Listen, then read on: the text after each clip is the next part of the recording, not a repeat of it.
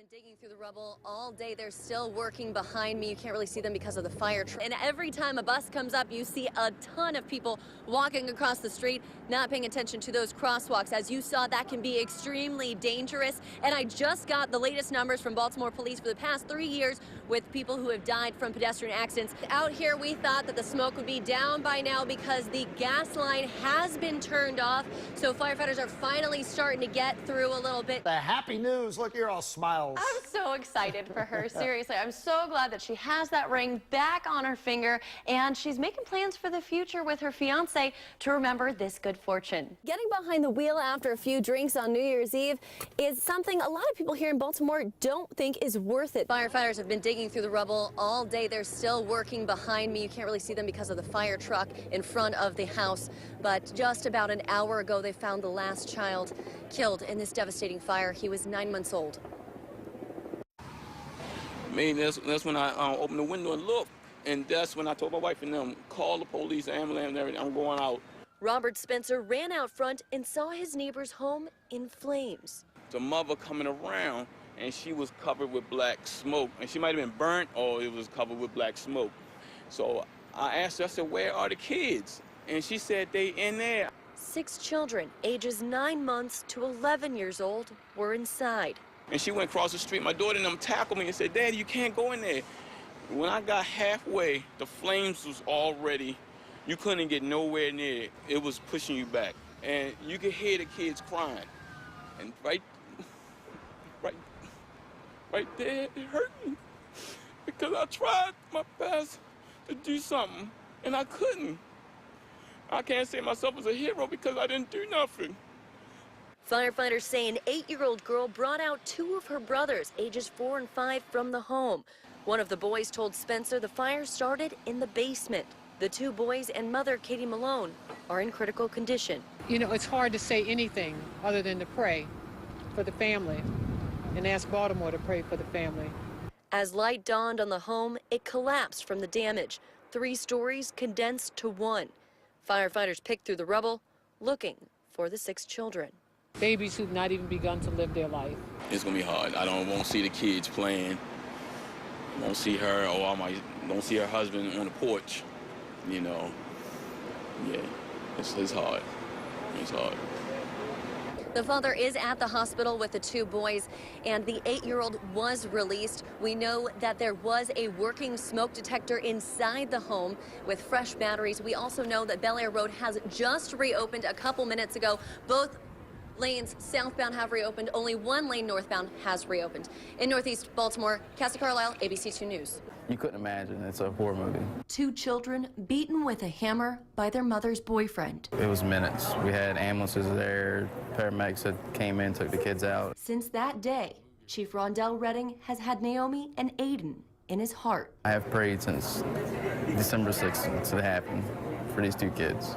And expanded their first ever toy drive to include them and children at Johns Hopkins. Hundreds of toys flooded in. Friends and family gathered along with the volunteer fire department. Thumbs up. Yay! All for this reaction. A smile from little Eden.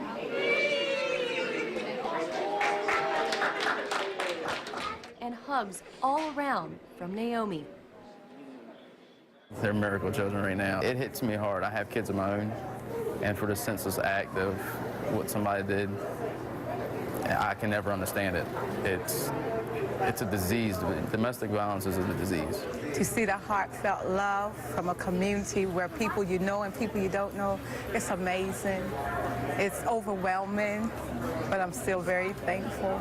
The 2 kids have tubs of toys to ensure a Merry Christmas and to make the road to recovery a little brighter.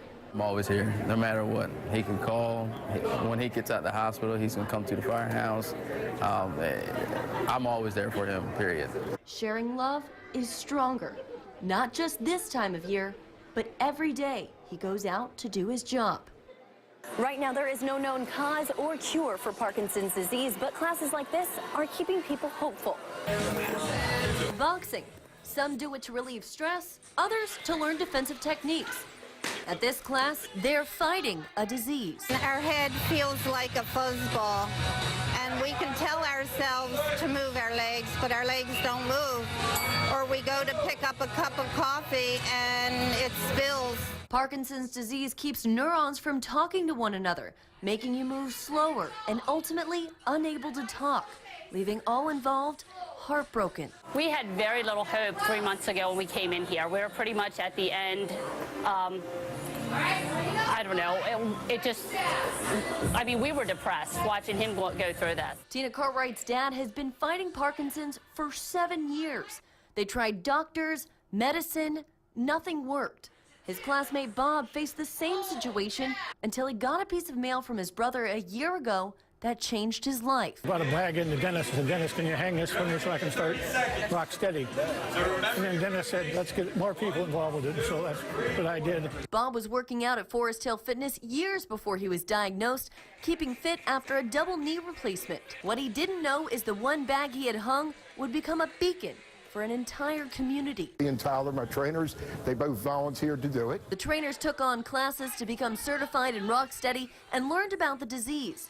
The original kickboxing class grew from a handful of people to more than 24, and trainers are seeing the difference they make. This has been the one that's given back to me the most as far as how it feels when we walk away each week. It betters the quality of life today versus, possibly down the road. Cartwright saw that firsthand as her father progressed from using a walker to carrying a cane that he puts down for class. Good people up, yeah, all they can. The instructors are doing a fine job. She hopes to spread the word about this key that's opened up the possibilities for her dad and others with Parkinson's. All right, guys, on 3, fight back. Ready? 1, 2, 3, fight! And Bob is hoping to start another class, this time down in Annapolis. In Forest Hill, Cassie Carlisle, ABC2.